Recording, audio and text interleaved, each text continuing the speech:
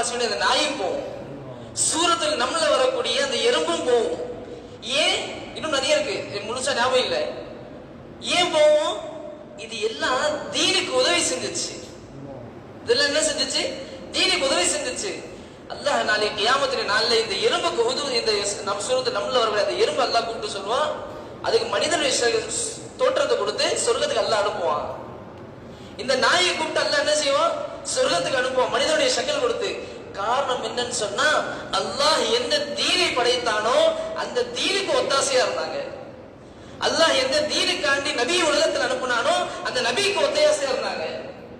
சொல்களே, அதே தீன் தான் அல்லாஹ் இங்க நம்மள்ட்ட கொடுத்துட்டு போயிருக்கான். நம்முடைய காசு, என்கிட்ட காசு இல்ல, என்கிட்ட பலம் இல்ல, நான் என்ன செய்ய முடியும்? இதெல்லாம் வாஸ்தவம் தான். என்னால முடிஞ்சதுன்னு சிலது இருக்கு, என்னால முடிஞ்சதுன்னு சிலர் இருக்கு. என்னால கவலைப்பட முடியும், மக்கள்கிட்ட போய் என்னுடைய நாவால அல்லாஹ்வை பத்தி எடுத்து சொல்ல முடியும். இது முடியுமா முடியாதா? அழைப்பு கொடுக்க முடியும், முடியுமா முடியாதா?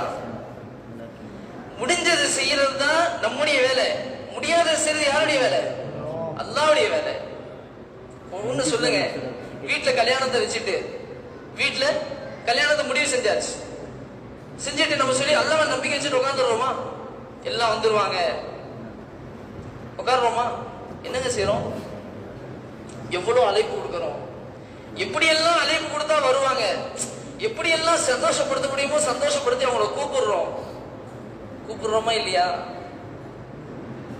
சோதர்களே, அதுல வெறும் ஒரு நிக்காவுக்கு இவ்வளவு அழைப்புன்னு சொன்னா, இவ்வளவு முயற்சின்னு சொன்னா, இன்னைக்கு உம்மத் இருத்திதான் நரகத்து பக்கம் போயிட்டு இருக்கு. அப்ப நம்ம இவங்களுக்கு எவ்வளவு உழைப்பு செய்யணும்?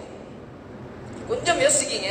அல்லாமா இக்பால் ரஹ்மத்துல்லாஹி அடிக்கடி சொல்லுவாங்க, மிகப்பெரிய கவிஞர், அவர் சொல்வார், ஜிஸ் தில் நே ஹபீப் கே கம் கோ லே லியா அல்லாஹ் நே உஸ் தில் கோ ஹர் ஹம் சே பச்சா லியா.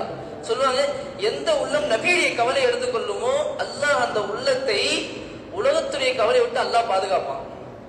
நான் சொல்றேன், ஒரு டாக்டர்கிட்ட போங்க, எந்த நோயினாலும் எடுத்துட்டு போங்க, முதல் வார்த்தை என்ன சொல்வாரு?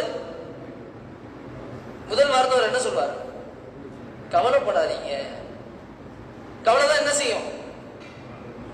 ஆளை நோயாளி ஆகும். கவலை என்ன செய்யும்? நோயாளி ஆக்கிறோம். அது எந்த கவலைன்னு சொன்னா உலகத்துடைய கவலை.